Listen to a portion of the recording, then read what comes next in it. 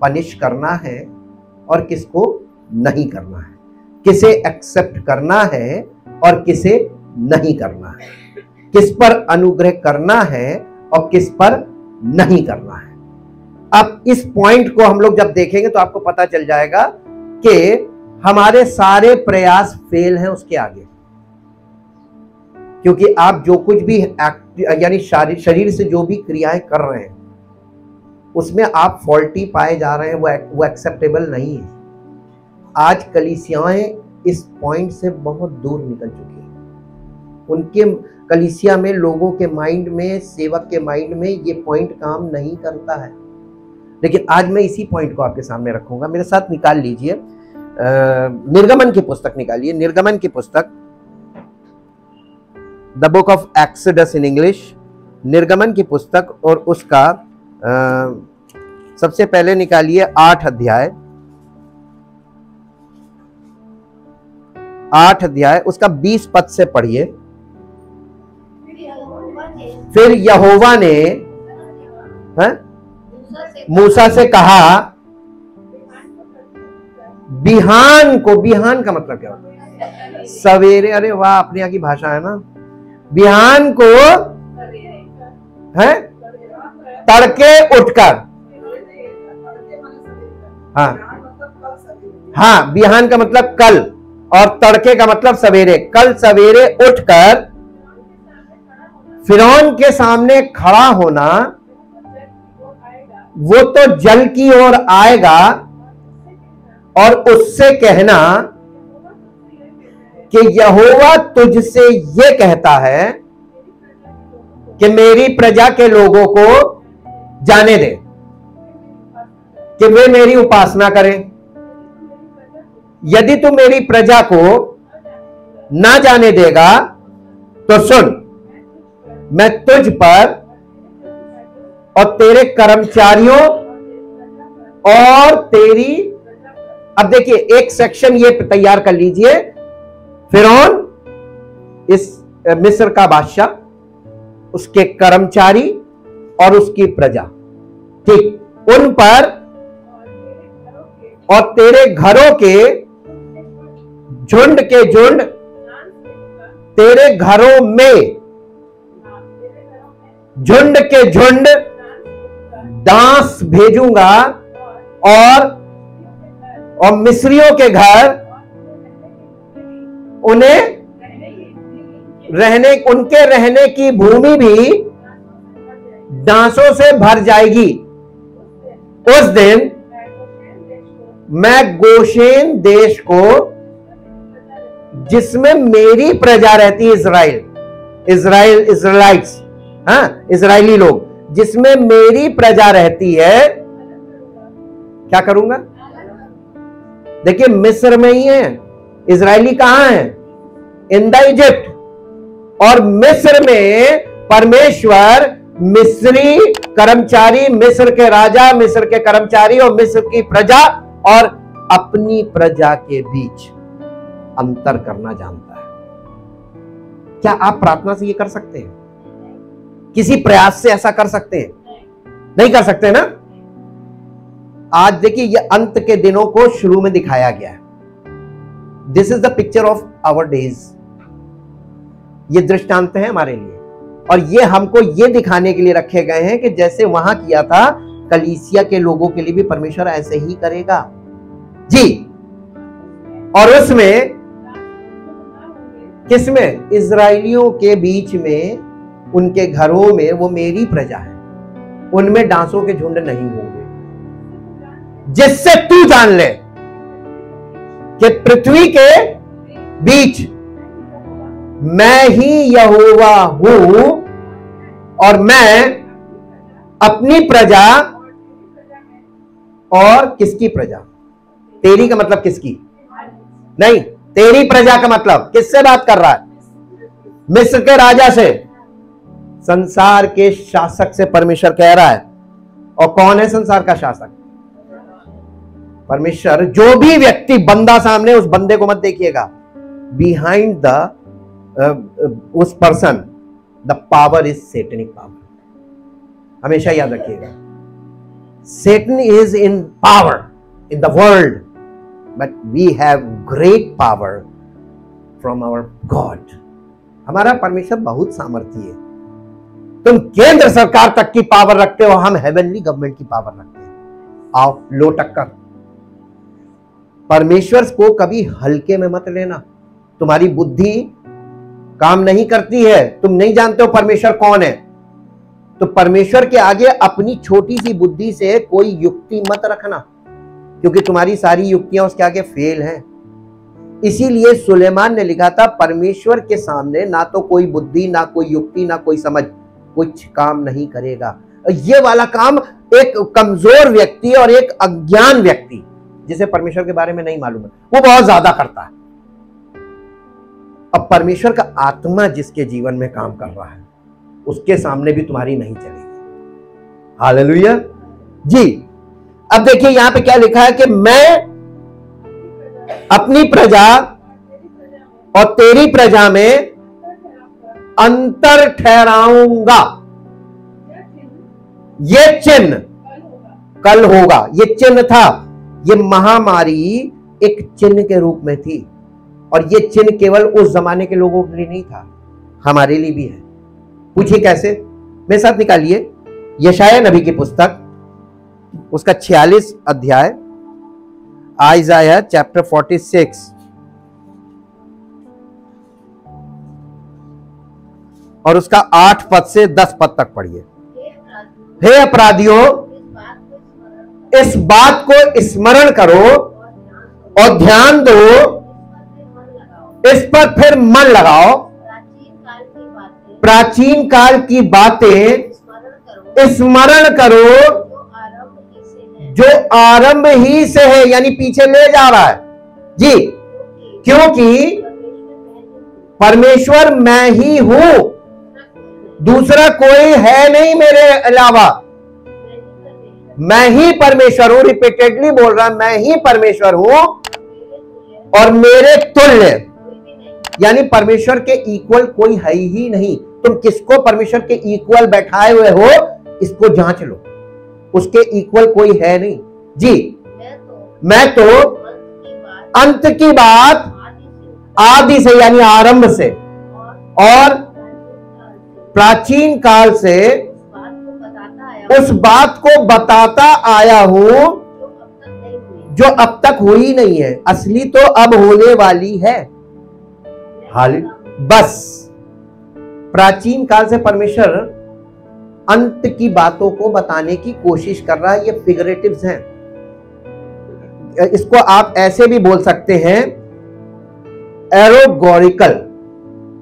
एरोगोरिकल का मतलब होता है कि आपको ऐसी चीज कुछ दिखाकर उसके अंदर आपको झांकने को कह रहा है कि इसमें से वो देखो जो तुम नहीं देख पा रहे। बिना पवित्र आत्मा के ये पॉसिबल है नहीं। इसलिए ये बाइबल बहुत से लोगों के लिए लपेटी और मोहर बंद की हुई किताब है और रहेगी।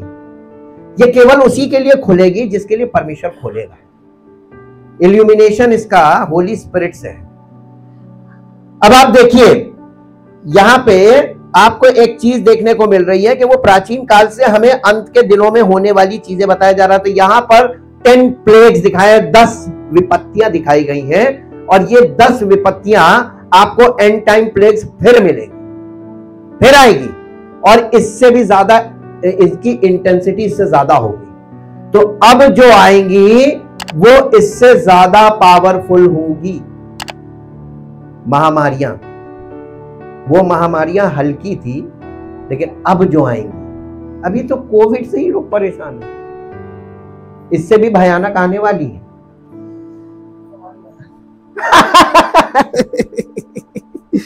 जो इस सेवा में है उसके लिए है टफ। अब एक मेरे साथ निकालिए निर्गमन की पुस्तक, उसका 11 अध्याय। निर्गमन की पुस्तक उसका 11 अध्याय 5 पद से पढ़िए। तब मिस्र में सिंहासन पर विराजने वाले फिरौन से लेकर चक्की पीसने वाली दासी तक के पहलौठे, वरन पशुओं तक के पहलौठे मर जाएंगे।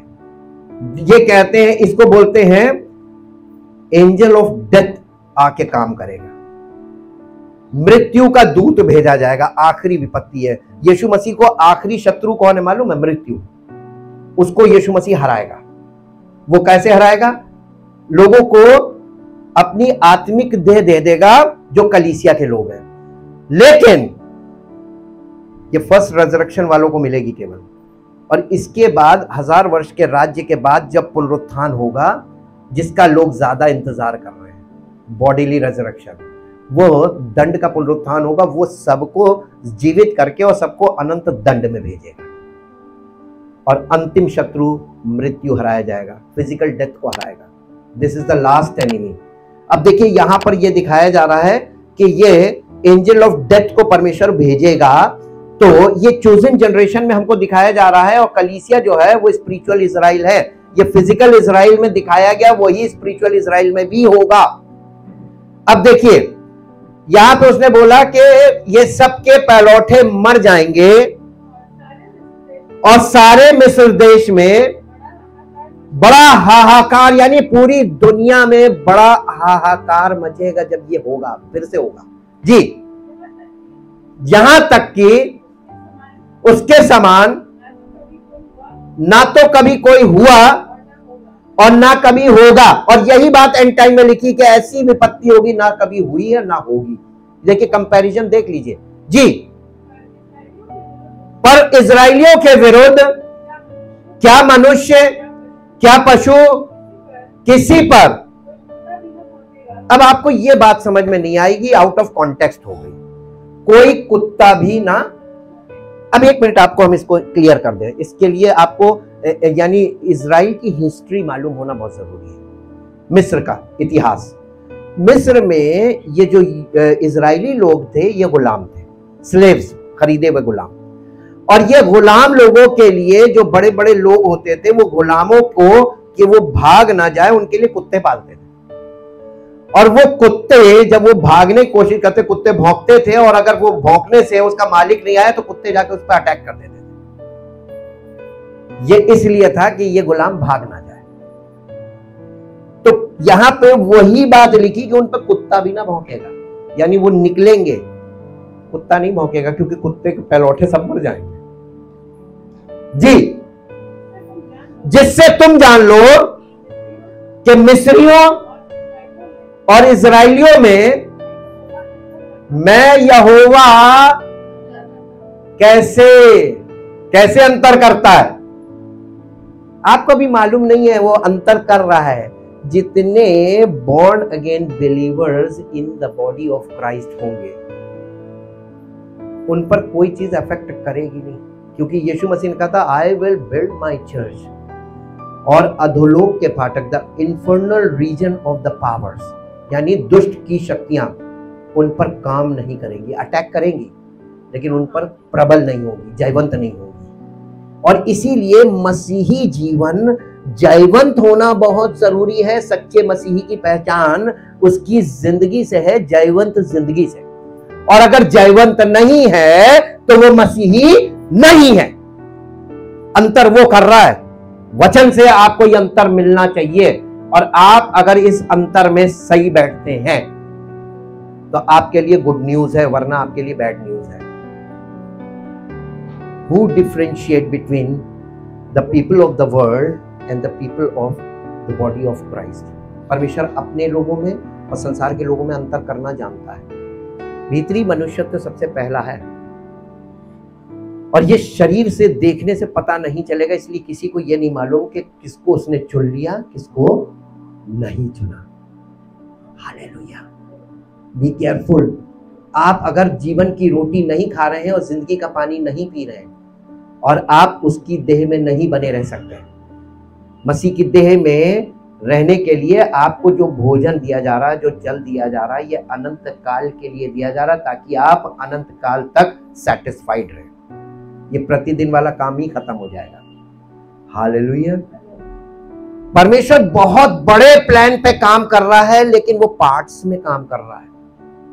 ये हमेशा याद रखिए। हम लोग जब हम इंजीनियरिंग कर रहे थे, हम लोगों को ये बात बताई गई थी कि जब आप बहुत बड़े प्रोजेक्ट पे काम करेंगे कभी भी इस काम को आप एक बार में पूरा नहीं कर सकते, ना एक बार में पूरा उसका डिजाइन कर सकते, उसको पार्ट्स में आपको लेना पड़ेगा, फेजेस में बांटना पड़ेगा। और फेजेस में बांट के ही बिल्डिंग का काम होता है, फेजेस में बांट के ही इलेक्ट्रिसिटी का काम होता है, हर चीज, हर काम जो इंजीनियरिंग वाला वो फेजेस में ही बांट के किया जाता है।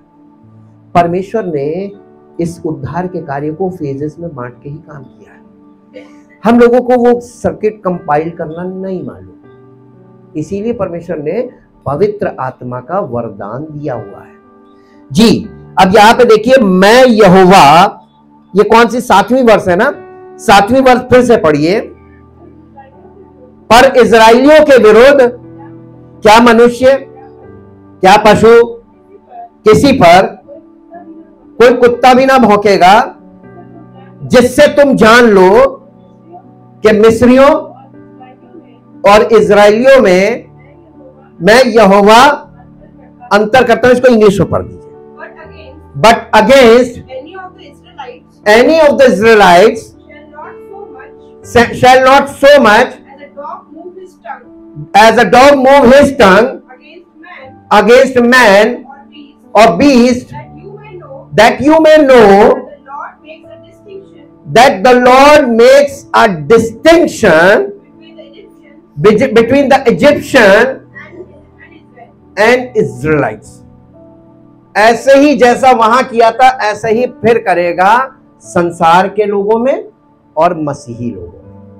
यही डिस्टिंक्शन काम करेगा। है तो गुड न्यूज, लेकिन ये आपके लिए कितनी गुड है ये मैं नहीं कह सकता, लेकिन मेरे लिए गुड न्यूज है, क्योंकि अगर हम उस पैरामीटर में हैं तो हमारे लिए गुड न्यूज है, क्योंकि ये काम परमेश्वर अंतर करेगा और ये अंतर वो प्रकट करेगा ताकि मिस्री देखें कि ये वाकई में परमेश्वर की संतान है।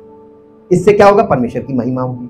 अब बताइए, परमेश्वर अपने लोगों से के द्वारा अपनी महिमा प्रकट करेगा या परमेश्वर हमारे सामने हमारी कमजोरियों से हार जाएगा, छोड़ देगा? जाओ, ये तो तुम्हें सहना पड़ेगा, सब लोग सह रहे, तुम भी सह रहे।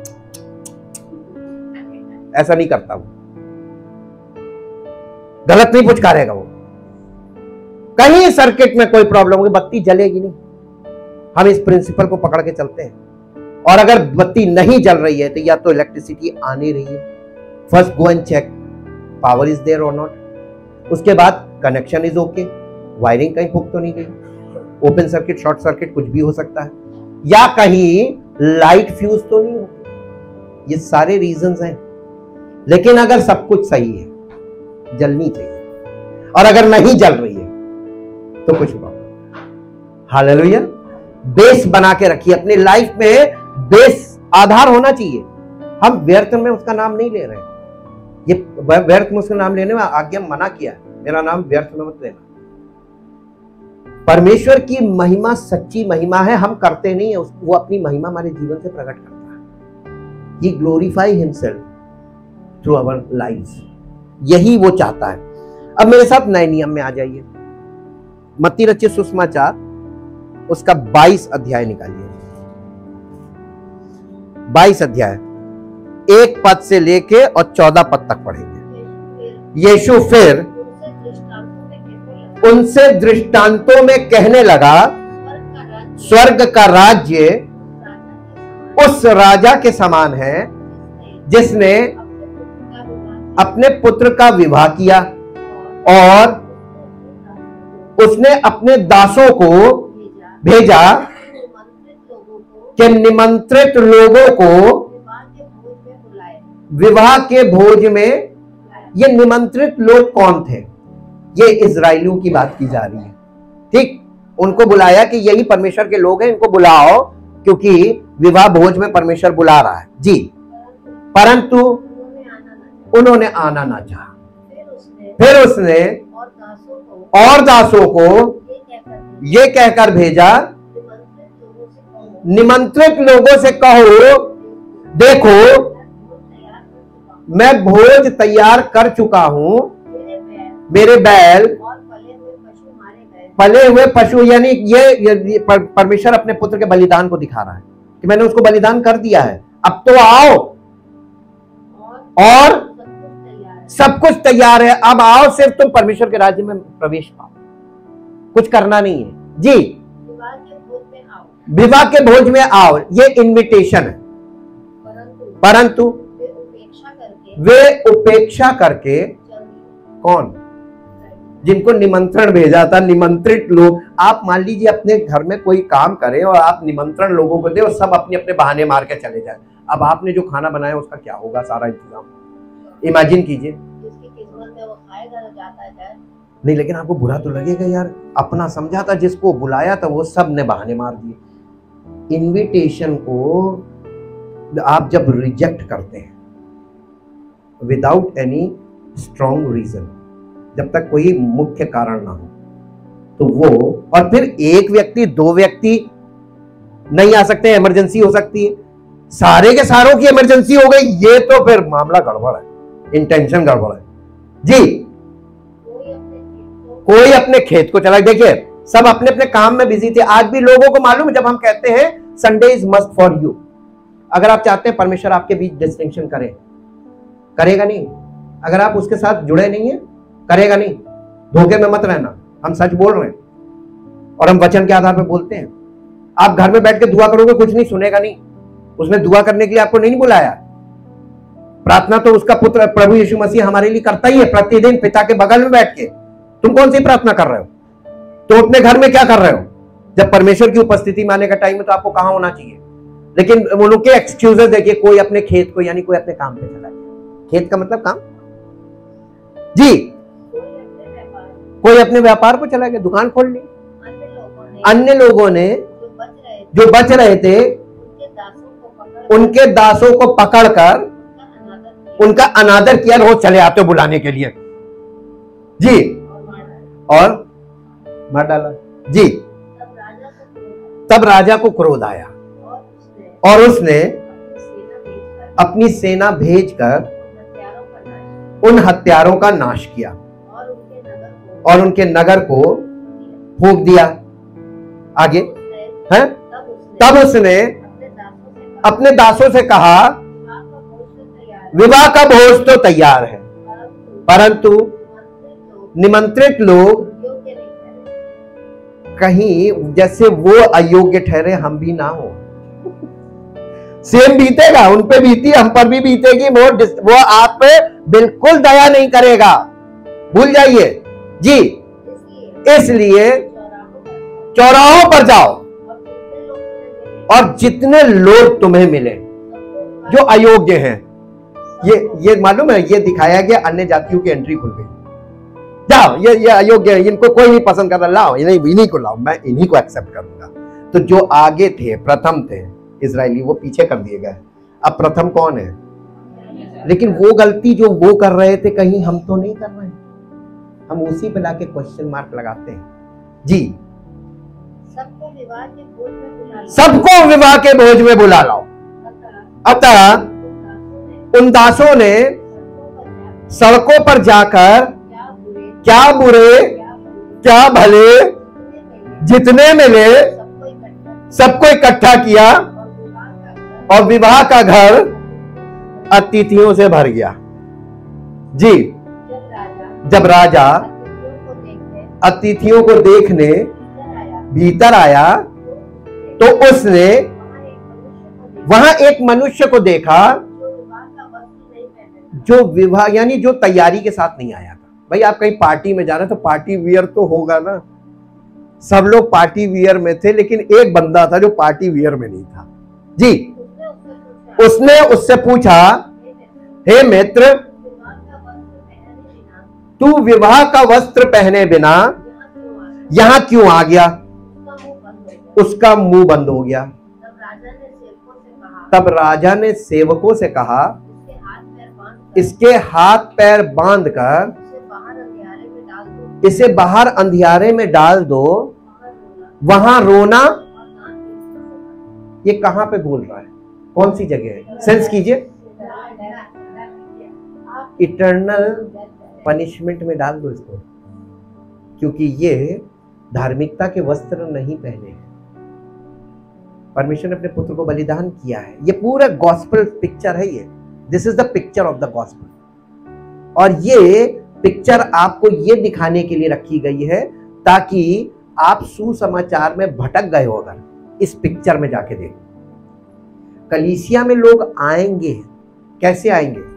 भले बुरे सब आएंगे, अयोग्य आएंगे, सब आएंगे, एंट्री खुल गई है।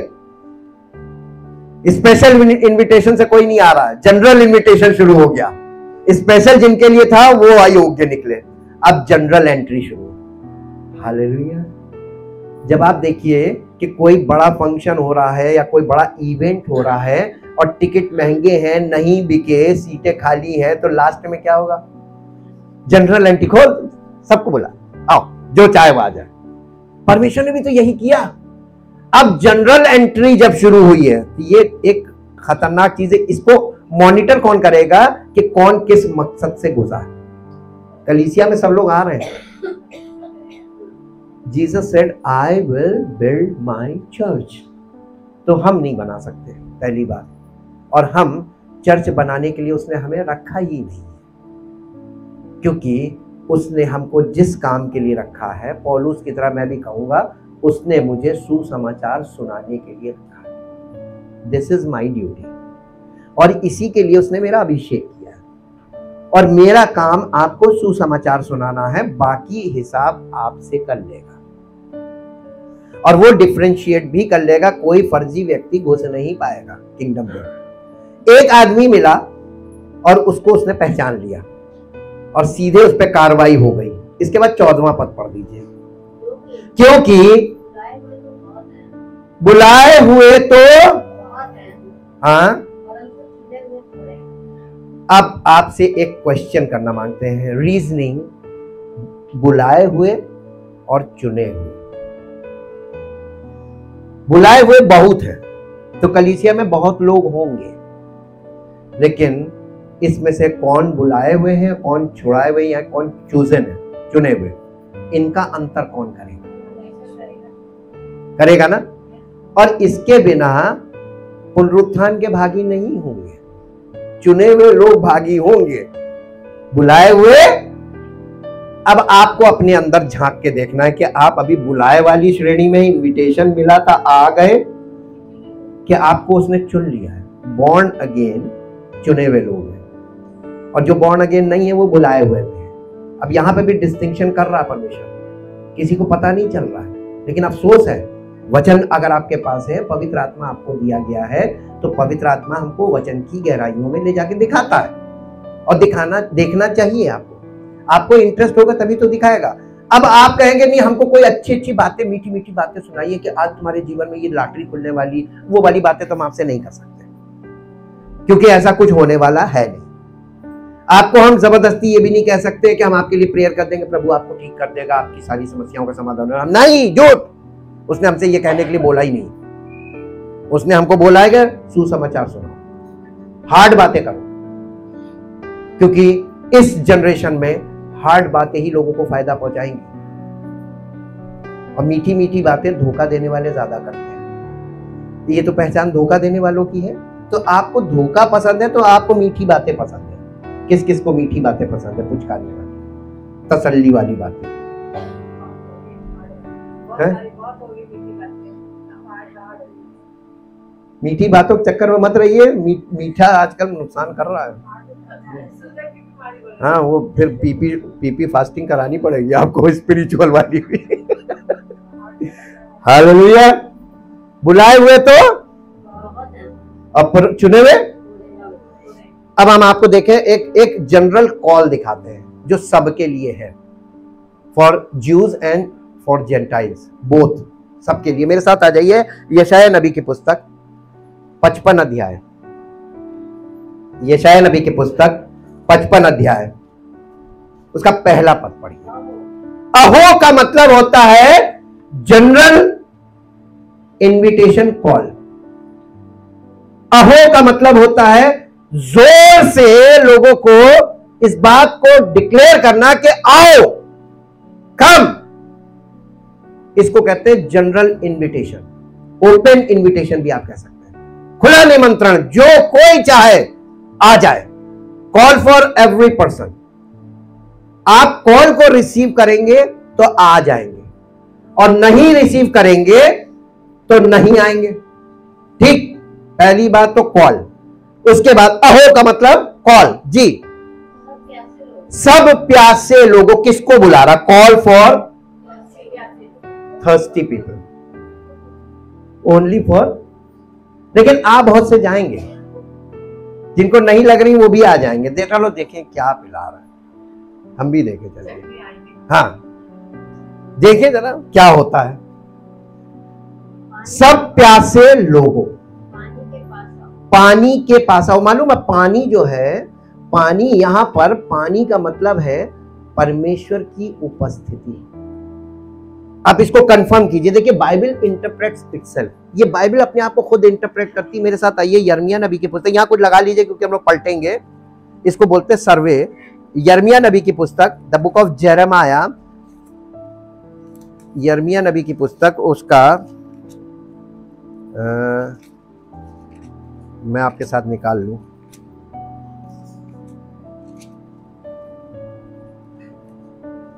हाँ, यिर्मयाह नबी की पुस्तक, उसका 2 अध्याय और उसका 13 पद पढ़िए। 2, क्योंकि मेरी प्रजा ने, इजराइल द नेशन की बात कर रहा है, मेरी प्रजा ने 2 बुराइयां की हैं। उन्होंने मुझ बहते जल के सोते को क्या कर दिया? त्याग दिया है, और उन्होंने हौद बना लिए। उन्होंने अपने तमाम डिनोमिनेशंस बना लिए। हौद, हौद का मतलब नहीं, डिनोमिनेशन, अपनी विचारधाराएं। उनमें बहुत सी विचारधाराएं काम करती हैं। 12 गोत्र थे, 12 गोत्र के अंदर इतने वो बटे हुए थे, इतने बटे हुए थे, सदूकी, फरीसी और भी ढेर सारे हैं, बहुत वो ढेर सारे। उसमें डिनोमिनेशन, जैसे आज क्रिश्चियनिटी डिनोमिनेशन में डिवाइडेड है, ये हौद है। उन्होंने मुझ बहते जल के सोते को, देखिए जो गलती उन्होंने की थी आज वही कर रही कलीसिया में, सेम चीज चल रही है, ताकि वो सबको ये साबित कर दे कि तुम भी वही हो, सब आदम की संतान हो, सब एक जैसे हो। लिखा है, उन्होंने मुझ बहते जल के सोते को त्याग दिया है, और उन्होंने हौद बना लिया, अपना प्रोविजन खुद कर लिया। हम ये ऐसे करेंगे, हम प्रार्थना करेंगे, हम ये करेंगे, हम वो करेंगे, अपने सब वो रिचुअल्स बना लिए। जी, वरन ऐसे हौद जो टूट गए हैं, जिनमें जल टिक नहीं सकता, लीकेज है। इसीलिए तो यीशु मसीह ने उस स्त्री से कहा था, जो जल मैं तुझे दूंगा उसे पीकर तू कभी प्यासी ना हो, हमेशा के लिए, वंस और हमेशा के लिए, एक बार और अनंत काल के लिए कभी प्यासी नहीं हो। और वो जल मैं जो तुझे दूंगा, वो दूसरा काम क्या करेगा? तेरे अंदर ड्रिलिंग कर देगा, यानी बोरिंग हो जाएगी और सोता बन जाएगा, और वो अनंत जीवन के लिए उमड़ेगा। यानी अनंत जीवन तक आपकी प्यास बुझाने के लिए आपका इंतजाम उसने कर दिया। अब आप जब रेजरेक्टेड बॉडी आपको दी जाएगी, उसमें आप उठाए जाएंगे, तो आपको जल कहां से मिलेगा? पहले से तैयारी करके रखनी है, अभी ले लो, जितनों के पास होगा वही उठाए जाएंगे, क्योंकि बिना उसके तो वो ले नहीं जाएंगे, तो वहां पर पानी नहीं। 10 कुंवारियों में जाके देख लीजिएगा, तैयारी पूरी नहीं थी, नहीं ले गया। हालेलुया, सब चीजें साफ साफ है, बस देखने की जरूरत है। आपको नजरिया चाहिए, और नजरिया पवित्र आत्मा देता है। इसको इंग्लिश में पढ़ दीजिए। फॉर माई पीपल, या माई पीपल का मतलब इजराइल द नेशन। जी, have committed 2 evils. They have forsaken me, the fountain of living water, यानी परमेश्वर जो जीवन का सोता है, उसको छोड़ दिया। जी, and they have hewn for themselves cisterns, broken cisterns which cannot hold water, यानी वो ऐसे सिस्टर्न है, उनमें पानी रुक ही नहीं सकता। कौन सा बर्तन होगा जिसमें तुम पानी को अनंत काल के लिए रोक लो? अब देखिए, ये जो एरर चला आ रहा है, ये एरर को हम यहां पे ले आते हैं। अब बताइए, हे सब प्यासे लोगों, कहां आओ? चर्च में नहीं बुला रहा, कहां बुला रहा? Come to me. God is the God of fountain of living water, जीवन के जल के सोते के पास आओ। जी, आगे, और जिनके पास रुपया ना हो, तुम भी आओ और मोल लो। और अरे क्या चीज काहे के लिए बुला रहा है? पीने के लिए कि खाने के लिए? यहां पे जो पानी है वो परमेश्वर है, फाउंटेन ऑफ लिविंग वाटर। वो आपको बुला काहे के लिए रहा है? आओ खाओ। क्या? जीवन की रोटी। ठीक, आगे। और वो भी कैसे खाओ? खरीद के। अब जिसके पास रुपया ना हो तुम भी आओ, लेकिन मोल लो। अब आप ये बताइए, जब पैसा नहीं चलता था तो कैसे मोल लेते थे? कुछ दे के कुछ लिया जा सकता है ना। तो आपके पास पैसा नहीं है लेकिन आपके पास जीवन तो है ना। Exchange your life with eternal life. अनंत जीवन से अपना जीवन एक्सचेंज कर लो और खाओ। कलीसिया में यही कंडीशन है। बॉर्न अगेन का मतलब अब तुम मसीह के,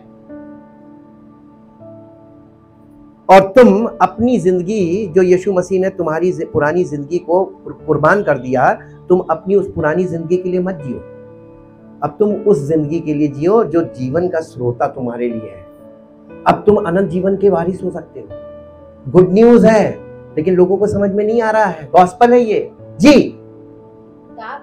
दाख मधु और दूध बिन रुपए बिना दाम आकर ले लो। जो भोजन वस्तु नहीं है उसके लिए आज लोग कहां रुपया खर्च कर रहे हैं?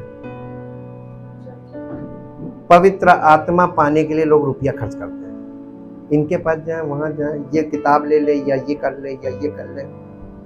बहुत बिक्री हो रही है, उस पर रुपया खर्च कर रहे हैं। बाइबल के अलावा दूसरी किताब की जरूरत नहीं है, लेकिन लोग ढेर सारी दूसरी किताबें खरीदते हैं जीवन की रोटी पाने। उसने कहा काहे रुपया खर्च कर रहे हैं जी। और जिससे पेट नहीं भरता उसके लिए क्यों परिश्रम करते हो? तभी तो यीशु मसीह ने कहा था, हे सब परिश्रम करने वालों, बोझ से दबे हुए लोगों, मेरे पास आओ। पापों के बोझ से दबे, समस्याओं के बोझ से दबे, पाप के कारण समस्याएं हैं, हाँ, श्रापों के बोझ से दबे, पाप के कारण श्राप है। इन सब चीजों से दबे हुए लोगों परिश्रम कर रहे हैं इन चीजों से छूटने के लिए, मेरे पास आओ, मैं तुम्हें क्या दूंगा। लेकिन तरीका आप देख लीजिएगा, वहां उसने प्रोसेस बता दिया है। मेरा जुआ अपने ऊपर उठा लो, मुझसे सीखो, आओ प्रोसेस में जी। मेरी ओर मन लगा कर सुनो। मेरी ओर कैसे सुनो?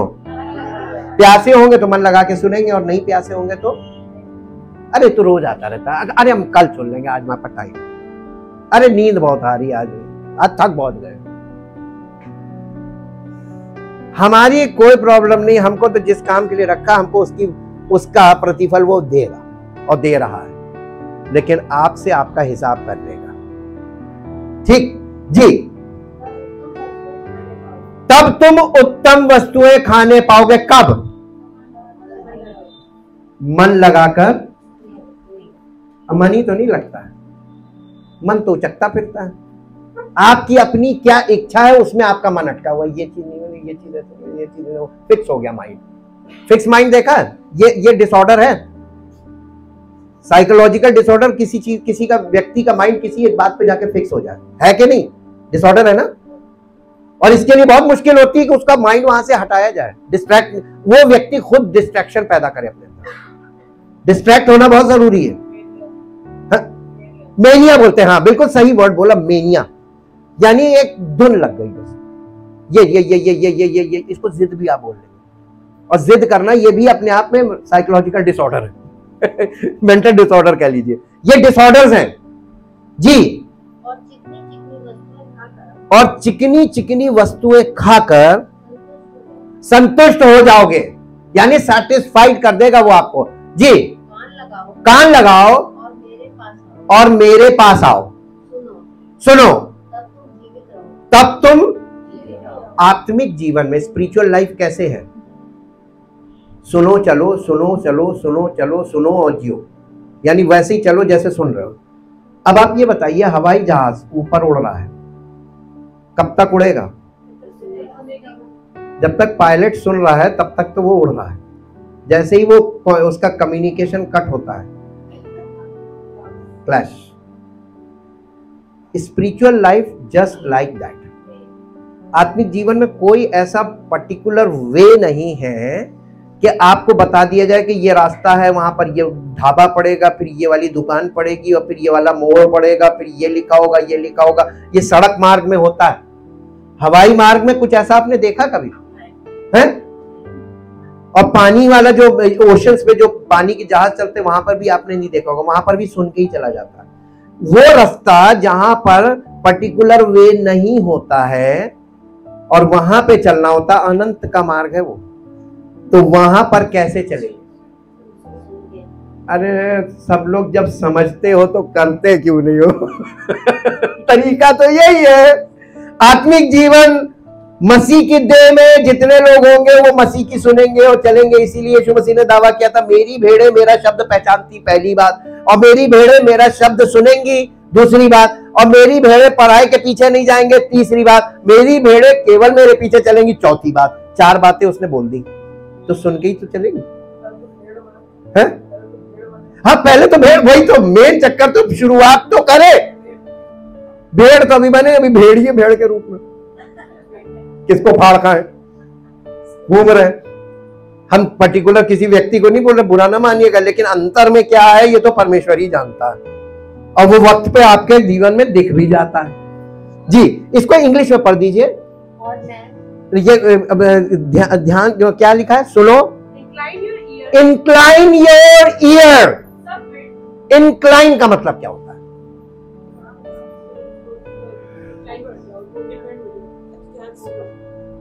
इंक्लाइन का मतलब होता है इन ट्यून, ट्यूनिंग वाली बात है। अलाइनमेंट, अलाइन योर ईयर्स, अपने कानों को अलाइन करो। अलाइन करना आता है कान को? रेडियो स्टेशन अलाइन करते हैं, अलाइनमेंट, इसको एकदम फाइन ट्यून करना, clear voice. Align, incline your ears, submit and consent to the divine will and come to me, consent to the divine will, यानी उस डिवाइन का होता है दिव्य योजना का या दिव्य इच्छा को ग्रहण करो। परमेश्वर की इच्छा को ग्रहण करो। प्यासे लोगों की पहचान क्या है? वो लोग कलीसिया में जो धार्मिकता के भूखे पे, यीशु मसीह ने मत्ती 5 में क्या कहा था? धन्य है वे जो धार्मिकता के भूखे और प्यासे हैं, वे तृप्त किए जाएंगे। तो तृप्ति किसको मिलेगी? और बाकी लोग असंतुष्ट कुड़कुड़ाने वाले रहेंगे। तो कुड़कुड़ाने वालों के चक्कर में मत पड़ना। अगर कोई तुम्हें कुड़कुड़ाता मिले, समझ जाना ये असंतुष्ट है, और जब ये परमेश्वर नहीं असंतुष्ट कर रहा तो हम तो इसे नहीं कर पाएंगे, तो उसके चक्कर में पड़ना मत, नहीं वो तुम्हें भी असंतुष्ट कर देगा। हाँ हाँ बिल्कुल, एकदम पिक्चर वो रखी हुई है जी। हियर तब सुनो, incline your year and consent the divine will, यानी उस परमेश्वर की दिव्य योजना को या इच्छा को अपने जीवन में ग्रहण करो और अपने कानों को उसके साथ अलाइन करो और सुनो जी। And your soul will revive, इसका मतलब तुम बॉर्न अगेन हो जाओ। तुम्हारी प्राण में परमेश्वर ऐसा काम करेगा, तुम्हारी आत्मा में जन्म हो जाएगा, तुम्हारी आत्मा जीवित हो जाएगी। ये फर्स्ट रिजरेक्शन है, तुम्हारी आत्मा का पुनरुत्थान। आत्मा जीवित हो गई, और जब आत्मा जीवित हो जाएगी तो आत्मा की और भूख और प्यास आपको घसीट कर लाएगी। जब बच्चा पैदा हो जाता है तो उसकी भूख प्यास मिटाने के लिए माता पिता सारे कर्म करते हैं, उसकी भूख प्यास मिटाने के लिए, उसके पालन पोषण के लिए। करते हैं कि नहीं करते हैं? एक मां जो दूध पिलाती है, वो दूध खून से ही तो बनता है, हाँ के ना? और एक बाप अपने बच्चे के लिए अपने शरीर का पूरा ये जो गोश्त है ना, इसको लगाता है और उसके लिए कमा के लाता है भोजन। तो वो अपने बाप का मांस और अपनी मां का लहू पीता है। और यही बात यीशु मसीह ने कही थी कि जो कोई मेरा मांस खाता और मेरा लहू पीता है वो अनंत जीवन का वारिस बनेगा। इसको उन्होंने कह दिया था, बहुत कठिन बात है। वो स्पिरिचुअली यही बात बोल रहा था, वो स्पिरिचुअल कॉन्टेक्स्ट में बोल रहा था, लेकिन वो बोल यही रहा था, जो शरीर से जन्मा वो शरीर है, तो मांस से मांस पैदा होता है, और एक मांस से पैदा हुआ बच्चा जो हमारा बायोलॉजिकल बच्चा है, उसके लिए हम अपने मांस को लगाते हैं, उसके लिए भोजन लाने के लिए, और एक माँ उसको अपने लहू से दूध पिलाती है, वो लहू है माँ का, वो माँ का लहू पीता है, बाप का मांस खाता है, तब बच्चा बढ़ता है फिजिकली। स्पिरिचुअली भी यीशु मसीह ने यही बात बोली थी, जो कोई मेरा मांस खाता है, मेरा लहू, इसी को हार्ड बातें बोला गया है। लेकिन मालूम प्रॉब्लम क्या है?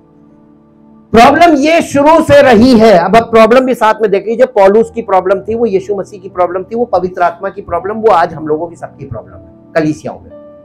पौलुस कलीसिया में कहने लगा, कुरिन्थियों की कलीसिया में, मैंने तुम्हें दूध पिलाया, अन्न ना खिलाया।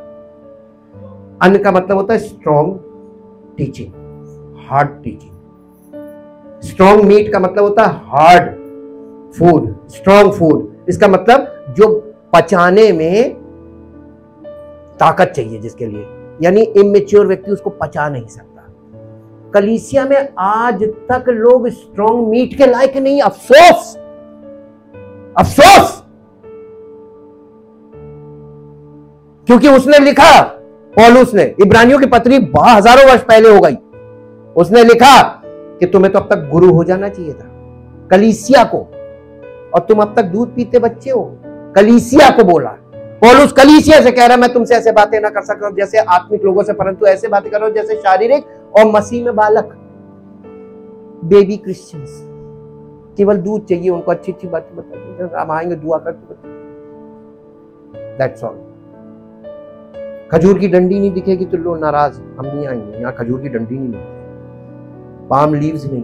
खजूर में कहां अटक गए? नहीं, खजूर में कहां अटक गए? वहां पे खजूर का कोई, यानी नए नियम के कॉन्सेप्ट में आप देखिए, स्पिरिचुअल उसमें देखिए, तो वहां खजूर का कोई आज का इशू है ही नहीं। वो यीशु मसीह की ट्रायम्फल एंट्री थी into the Jerusalem, the first day, वो उस बहुत बड़े काम के लिए, वो सिद्ध बलिदान के लिए जा रहा था। This is the first day, अख़मीरी रोटी के पर्व की शुरुआत थी ज्यूइश कल्चर से। ज्यूइश कल्चर से अगर आप देखेंगे तो आपको पता चलेगा उस दिन ऐसा कुछ नहीं था। इसको लोगों ने एक ऐसा ब्रांड बना दिया। क्या मिल रहा है ऐसा करने में? और ऐसे लोग हार्ड टीचिंग, यानी मीट खा नहीं सकते, स्ट्रॉन्ग फूड नहीं खा सकते, फट जाते हैं। यीशु मसीह ने इसीलिए तो कहा था, मुझे तुमसे बहुत सी बातें करनी जिनको अभी सह नहीं सकते हो, आज तक नहीं सह सकते कलीसिया की। और यह अफसोस की बात है, और यही कारण है कि वो अपनी जिंदगी में जयवंत नहीं है। बुलाए हुए तो बहुत है, परंतु चुने हुए, तो आप कहां खड़े हैं? कहां खड़े हैं? Big question mark, big question mark. सोचिएगा इस पे, हम कहां खड़े हैं? सॉलिड फूड आपका हजम नहीं होता है। पौलुस की समस्या देखिए, पौलुस भी तो यही कह रहा है, तुम अब तक नहीं मांस अब तक नहीं खा सकते, अब तक दूध पीने वाले हो, क्योंकि तुम उसे पचा नहीं सकते। इसीलिए इब्रानियों में जाके कह रहा तुम्हें तो अब तक गुरु हो जाना चाहिए था। और वहां पे लिखा हुआ है स्ट्रॉन्ग फूड किसके लिए है? पर अन्न, सयाने का मतलब क्या है मालूम है? जिनकी ज्ञानेंद्रियां अभ्यास करते करते भले बुरे में भेद करने, डिस्टिंक्शन और उसको अलग अलग करना, what is good and what is evil. इसको आप ये बहुत पुराना विषय हो गया, अब तो ट्रू एंड फॉल्स पे आ गए। कलीसियाएं दो है। और आपको एक बात और बता दे, गांठ बांध लीजिए अपने माइंड में, कलीसिया बड़ी और छोटी नहीं होती। कलीसिया होती है पावरफुल और पावरलेस, या जिंदा या मृतक। दो कलीसियाओं के बारे में बाइबल में लिखा है, डेड चर्च और लिविंग चर्च। आप कौन से में हैं? बड़ी छोटी का वो छोड़ दीजिए, बड़ा छोटा कुछ नहीं है। बड़ा नुकसान करेगा, छोटा नहीं करेगा। यीशु मसीह ने अपनी देह बनाने की बात की थी, अपनी देह को दुनिया नहीं बनाएगा। उसके पीछे भीड़ चलती थी, फिर भी उसने कहा था I will build my church, तो पीछे चल रहा था। ये क्या था? उसको भीड़ की जरूरत नहीं है, उसको कलीसिया, वो उसने कहा I will build my church, my chosen people. वो अपने चुने हुए लोगों को अपनी महिमा के द्वारा प्रकट करना चाहता है। और यही फर्स्ट रेजरेक्शन का वो, यानी लिखा है जिसको उसने बुलाया, जिसे उसने चुना, उन्हें ठहराया, और जिन्हें ठहराया उन्हें महिमा दी, और उन्हें अपने साथ वो महिमान्वित करेगा, ग्लोरीफाई करेगा, कलीसिया को ग्लोरीफाई करेगा। ये उसका मिशन है। और उसने कहा I will build my church. उसकी कलीसिया की खास बात बता दें, his church is called the living church. My lord is living, his word is living, his spirit is the spirit of life. We have the bread of life, we have the water of life, we have the light of life and we have the breath of life. जीवन का श्वास हमें मिला है। क्या आप में ये सब चीजें हैं? चारों चीजें, जीवन का जल, जीवन की रोटी, जीवन की ज्योति और जीवन का श्वास। ये चार चीजें आपके जीवन में होनी चाहिए। मेरे साथ जल्दी से एक बार निकालिए रोमियो की पत्री 8 अध्याय उसका पहला पद। रोमियो की पत्री 8 अध्याय पहला पद। अतः अब जो मसीह यीशु में है उन पर दंड की आज्ञा नहीं, क्योंकि वे शरीर के अनुसार नहीं वरन आत्मा के अनुसार चलते हैं। आगे, क्योंकि जीवन की आत्मा की व्यवस्था ने मसीह यीशु में मुझे पाप की और मृत्यु की व्यवस्था से स्वतंत्र कर दिया है। स्वतंत्र कर दिया का मतलब नहीं, अब आप लोग ये बात, सेट फ्री, हमें आजाद कर दिया है। लेकिन आजाद कर दिया का मतलब ये नहीं कि उसने अपना गुलाम बना लिया, ये नहीं लिखा। आप जेल में बंद हैं और हम आके आपकी जमानत ले लें तो हमने आपको फ्री करवा दिया है, लेकिन हमने आपको ये थोड़ी ना बोला कि अब तुम मेरे गुलाम, ये बोला, उसने फ्री कर दिया। अब फ्री कर दिया, उसके बाद आपकी इच्छा यानी ऊंट किस करवट बैठे। स्वाभाविक तरीके से आप पाप और मृत्यु से छूट गए और दोबारा स्वभाव तो वही है ना, दोबारा फिर उसी साइड जाएंगे। इसकी कोई गारंटी थोड़ी ना है कि नहीं छुड़ा दिया तो इसका मतलब आप नहीं करेंगे। पाप की शक्ति तो अभी आपके अंदर है ना, पेनाल्टी ऑफ सिन से छुड़ाया है, पावर ऑफ सिन तो है। कोई बोल नहीं रहा, किसी की समझ में ऊपर से निकल रहा है। इतने रद्दे ऐसे ही बैठाए थे, असेंबल कर रहे हैं तो अब हाल। जब प्रभु यीशु मसीह ने हमको स्वतंत्र कर दिया, अब इसके मतलब फ्री विल काम कर रही है कि अब तुम कहां जाओगे। हम दोबारा फिर वहीं जाने लगते हैं, वही करने लगते हैं, है ना। तो इटर्नल पनिशमेंट रखा हुआ है। अगर हम सतर्क हो जाते हैं, नहीं अब की छुटकारा मिला है और दोबारा फिर जमानत भी नहीं लेगा, एक ही बार तो लेगा, एक ही बार तो तुम उसको फिर धोखा दोगे, दोबारा तो नहीं दे पाओगे ना। इसीलिए लिखा है जिसने एक बार ज्योति पाई और स्वर्गीय वरदान का स्वाद चख लिया, यदि वे भटक जाए उन्हें फिर से नया बनाना असंभव है, लिखा है, इम्पॉसिबल, और उनके लिए दंड निश्चित है। हालेलुया। तो आप पर एक बार अनुग्रह हुआ है, तो ये अनुग्रह अनंत जीवन के लिए हुआ है, मानो या ना मानो, दोबारा करेगा नहीं। इसको बहुत संभाल के रखो। आगे पढ़िए, क्योंकि जो काम व्यवस्था शरीर के कारण दुर्बल होकर ना कर सकी, उसको परमेश्वर ने किया, अर्थात अपने ही पुत्र को पापमय शरीर की समानता में और पाप बलि होने के लिए भेजकर शरीर में पाप पर दंड की आज्ञा दी। इसलिए व्यवस्था की विधि हम में जो शरीर के अनुसार नहीं वरन आत्मा के अनुसार चलते हैं, किसमें पूरी की जाएगी? जो पवित्र आत्मा के अनुसार चल रहे हैं उनमें यह विधि पूरी की जाएगी। आप चाहते हैं आपके जीवन में ये पूरा हो, तो आपको स्पिरिचुअल वे में ही लाइफ को जीना पड़ेगा। मसीह के लिए जीना शुरू कर दो। और हमारा आत्मिक जीवन का स्रोत कौन है? Jesus Christ. प्रार्थना नहीं है। ये प्रार्थना को आपने आधार क्यों, सिस्टर्न है, सिस्टर्न मत बनाओ। जीवन के जल के सोते के पास आ जाओ। His name is Jesus Christ. यीशु मसीह ने सामरी स्त्री को भी ये जल ऑफर किया, उसने मांगा, क्योंकि वो उसी भाषा में बात कर रहा था, वो भाषा वो समझ रही थी। उसने कहा मसीह आने वाला, वो आएगा तो हमें ये सब बातें बताएगा। इसका मतलब उस लोग मसीह के बारे में उसको ये मालूम था कि वही आएगा देगा। और जैसे ही उसने कहा ये जल हमें दिया, उसने कहा जा अपने पति को बुला ला। उसने कहा मेरे पास कोई पति नहीं। उसने कहा नहीं, तू 5 पति कर चुकी है। ये स्पिरिचुअल है, आप फिजिकल मत लीजिएगा। वो व्यवस्था की 5 किताबों को फॉलो कर चुकी थी, 5 बुक्स ऑफ द लॉ, और वो 5 किताबों को फॉलो करने के बाद भी उसको कुछ नहीं मिला। तो व्यवस्था में जो अद्भुत बातें मसीह से संबंधित थी उसको नहीं मिली। इसलिए और यीशु मसीह कह रहा है कि तू 5 पति कर चुकी है और अब भी जो तुझसे बातें कर रहा है उसे तू जानती नहीं। यीशु मसीह का क्या संबंध था स्पिरिचुअली? पति। उसने कहा अब भी जो तुझसे बात कर रहा है, अभी जो तेरे साथ है, उसे तू जानती नहीं। अभी बताइए कौन सी ऐसी स्त्री हुई, खराब से खराब स्त्री, जिसके जो 5 पति कर चुकी है और छठा जो है उसको जानती नहीं होगी? पति है, जानती नहीं, ऐसा कैसे हो सकता? कॉमन सेंस से देखिए, यीशु मसीह खुद बात कर रहा था, वो अपने कॉन्टेक्स्ट में बात कर रहा था। Bible interpret itself. फिर फॉर्मूला लगाइए और आपको ले जाके दिखाते हैं। मेरे साथ निकाल लीजिए यिर्मयाह नबी की पुस्तक, उसका 31 अध्याय और उसका 31, 32, 33 3 पॉइंट पढ़ दीजिए। जब आप रेफरेंस टू कॉन्टेक्स्ट चलेंगे तो ये चीजें सब खुली हुई हैं बाइबल।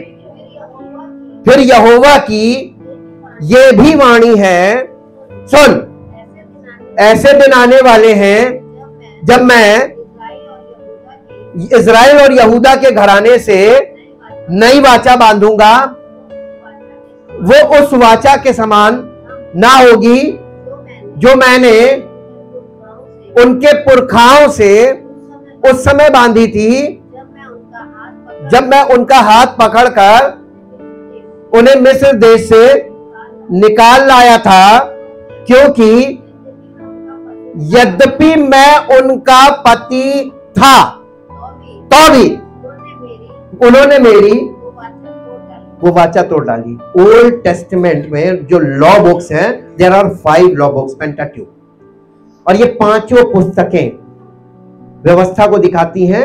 यही उसी को कह रहा था 5 पति कर चुकी है, यानी 5 पति को फॉलो कर चुकी है, लेकिन वो उनके साथ वफादार नहीं रही। कल ये इज़राइल परमेश्वर के साथ वफादार नहीं रहा व्यवस्था के मामले में, 5 किताबों के मामले में। और यीशु मसीह कहने लगा अब भी जो तुझसे बात कर रहा है उसे तू जानती नहीं। इसीलिए तो उसने कहा था यदि तू परमेश्वर के वरदान को जानती और ये जानती कि मैं तुझे जो जल दूंगा उसे पीकर तू कभी प्यासी न हो, तो तू मुझसे मांगती। यीशु मसीह उसे जिंदगी देने की बात कर रहा था, अनंत जीवन। और अनंत जीवन के लिए जैसे ही उसने कहा कि दे, तो उसने यीशु मसीह ने पहले उसका पास्ट बताया, उसका प्रेजेंट बताया। और उस स्त्री ने उसके बाद क्या किया मालूम है? घड़ा छोड़कर भाग गई और लोगों को कहने लगी मुझे मसीह मिल गया, मुझे मसीह मिल गया, मुझे मसीह मिल गया। सामरियों में जाके प्रचार किया। उसकी गवाही सुनकर सारे सामरी आए। यीशु मसीह कहने लगे हमारे साथ रहे। 2 दिन उनके साथ रहा। उसके बाद वो स्त्री से क्या कहना, तेरे कहने से विश्वास नहीं करते, हमने खुद देख लिया और जान गई यही मसीह। वो अधूरी रह गई, उसको संतुष्टि नहीं मिली, यानी मसीह नहीं मिला। प्रोसेस बताया था, प्रोसेस में नहीं गई। पर प्रभु यीशु मसीह ने अनंत जीवन पाने के लिए हर जगह एक प्रोसेस बताया। ये प्रोसेस कलीसिया में पूरा होता है। और ये स्टडी, बाइबल स्टडी जो है आपको, ये आपको रोज की रोटी दी जाती है, ताकि रोटी और जल इससे आपको वो संतुष्ट करे, आपके जीवन को वो अपनी महिमा के लिए तैयार कर रहा है, ताकि आपके जीवन के द्वारा उसकी महिमा प्रकट हो। और इसलिए वो अपना काम पूरा करेगा। जो अधूरे काम अपने अंदर करके भागेगा तो उसको छोड़ देगा, जाओ जी। परंतु जो वाचा मैं उन दिनों के बाद इज़राइल के घराने से बांधूंगा, वो ये है कि मैं अपनी व्यवस्था उनके मन में समवाऊंगा और उसे ले। भीतरी मनुष्यत्व में व्यवस्था जब तक नहीं होगी तब तक वो एक्सेप्टेबल नहीं होगा। न्यू टेस्टमेंट की बात बताए, न्यू कॉवेनेंट है ये। किसको ग्रहण करेगा? जिसके जीवन में वो ये काम कर देगा। क्या आप अपने जीवन में, अपने हृदय पर उसको लिखने देंगे? पौलुस कहने लगा कलीसिया में, अब देखिए फिर हम इसी चीज को कलीसिया में लाते हैं। 2 कुरिन्थियों 3 अध्याय पहले पद से पढ़िए। 2 कुरिन्थियों 3 अध्याय, नई वाचा के सेवक, आज नई वाचा के सेवक को पहचानिए कौन से हैं। क्या हम फिर अपनी बड़ाई करने लगे, या हमें अन्य लोगों के समान सिफारिश की पत्रियां, पहले ये उस समय की बात है जब पौलुस सेवकाई कर रहा था पवित्र आत्मा की सामर्थ्य में होकर, आप किसी भी कलीसिया में प्रीच करने के लिए अलाउ नहीं था किसी को भी, जब तक कि रेकमेंडेशन लेटर ना हो। प्रेरितों से लेना पड़ता था रेकमेंडेशन लेटर, और प्रेरित जिसको रेकमेंडेशन लेटर देते थे उसको ही कलीसिया बोलने के लिए अनुमति देती थी।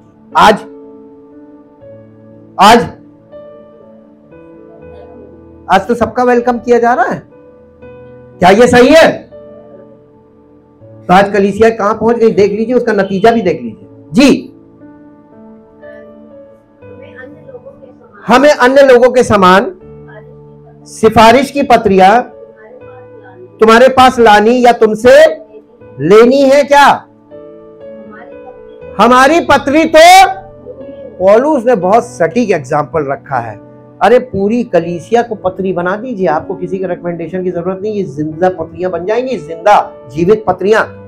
4 सुसमाचार के बाद 5वां सुसमाचार एक विश्वासी, चलती फिरती, जिसे सब लोग पहचानते हो पढ़ते हैं जी, जो हमारे कहां लिखी है? हृदय पर लिखी हुई है, और उसे सब मनुष्य पहचानते और पढ़ते हैं। यह प्रकट है कि कलीसिया को क्या बोला जा रहा है। आपको दिखती है कहीं? पौलुस की तरह सरेंडर होकर काम करना पड़ेगा। पवित्र आत्मा यह काम करेगा, सेवक को सरेंडर होना पड़ेगा, और यह बहुत हैवी वर्क है, यह हाई कॉलिंग वाला काम है।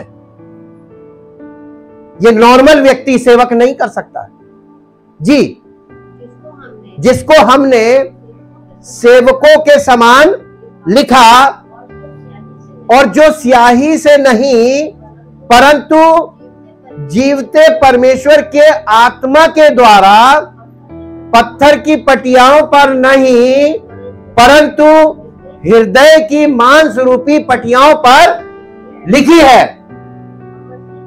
हम मसीह के द्वारा परमेश्वर पर ऐसा ही भरोसा रखते हैं। ऐसा भरोसा रखिएगा, ये नहीं कि हम अपने आप से इस योग्य हैं कि अपनी ओर से किसी बात का विचार कर सके। स्पिरिचुअली हम आपको कोई चीज नहीं बता सकते अपनी ओर से जी, पर हमारी योग्यता परमेश्वर की ओर से है, जिसने हमें नई वाचा के सेवक होने के लिए योग्य भी किया। नई वाचा के सेवक ढूंढना शुरू कीजिए, आपको मिलेगा नहीं। शब्द का सेवक नहीं, वरन आत्मा के सेवक, क्योंकि शब्द मारता है पर आत्मा जिलाता है। Thank you. ये पवित्र आत्मा आपको प्रतिदिन का जीवन दे रहा है, जिला रहा है कि नहीं ला रहा। और परमेश्वर का वचन, इसे शब्द बोला गया है। आपको वचन क्यों दिया जा रहा है? ताकि आपका शारीरिक स्वभाव, आपका पाप का स्वभाव मरे, और पवित्र आत्मा आपको आत्मिक जीवन दे। ये मरना और जीना। आप एक बात बताइए, ब्रीदिंग किसको बोलते हैं? अच्छा, सब लोगों को ये मालूम, सब ले पर्सन है, एकदम नॉन मेडिकल वाले सब यही हैं। सांस लेना वो तो सबको मालूम, सांस लेना। ब्रीदिंग का एक्चुअल क्लिनिकल मतलब बताइए। इनहेल और एक्सहेल, है ना? तो इनहेल क्या करते हैं? O2, और एक्सहेल क्या करते हैं? उसमें C कहां से आ जाता है? कहां से कार्बन आ रहा है? वैसे तो पूरी दुनिया में ये ग्लोबल वार्मिंग का कारण क्या है? कार्बन। पॉल्यूशन का प्रॉब्लम क्या है? कार्बन बढ़ गया ना ऑक्सीजन में। तो आप जो अब इस समय इनहेल कर रहे हैं वो क्या कर रहे हैं? Polluted oxygen. और जो एक्सहेल कर रहे हैं, everybody inhale life and exhale death. और जितनी बार आप इनहेल करते हैं उतनी बार एक्सहेल करते हैं कि नहीं करते हैं? उतनी बार आप मृत्यु को बाहर करते हैं जितनी बार आप जीवन को अंदर करते हैं। यही स्पिरिचुअल लाइफ में है। शब्द मारता है आत्मा जिलाता है, शब्द मारता है आत्मा जिलाता है। जितना शब्द आपको मारता जाएगा फिजिकल स्वभाव को, उतना आत्मा आपको जिलाता जाएगा। अब आपको समझ में आया? ब्रीदिंग समझ में आई? आप स्पिरिचुअल ब्रीदिंग कितने लोग कर रहे हैं? अरे भैया अभी तो आपने बताया है, अब तो समझ में आया कि ये भी कुछ है। अभी तो आप ऐसी सांस ले रहे थे, किसी को सांस के बारे में कुछ मालूम ही नहीं था, एक ही सांस मालूम थी।